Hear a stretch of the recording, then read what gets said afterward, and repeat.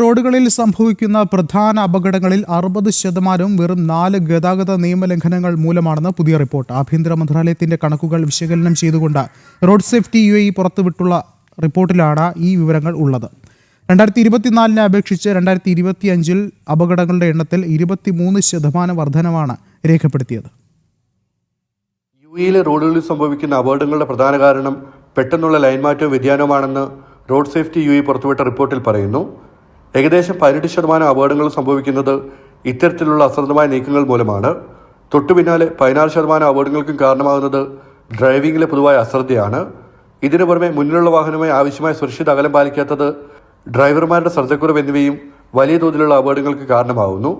Mobile phone ഉപയോഗം ഉൾപ്പെടെയുള്ള കാര്യങ്ങൾ ഡ്രൈവർമാരുടെ ശ്രദ്ധ തിരിക്കുന്നതാണ് ഇത്തരം നിയമലംഘനങ്ങളിലേക്ക് നയിക്കുന്നതെന്ന് റിപ്പോർട്ടുകൾ ചൂണ്ടിക്കാട്ടുന്നു.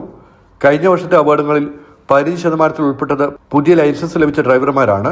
2025 മാത്രം 5 ലക്ഷത്തിലധികം പുതിയ ഡ്രൈവിംഗ് ലൈസൻസുകൾ നൽകുകയും 8 ലക്ഷത്തോളം പുതിയ വാഹനങ്ങൾ നിരത്തിലിറങ്ങുകയും ചെയ്തു.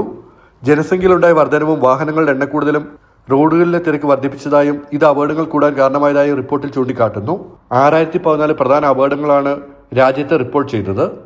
ജനം, ദുബായ്.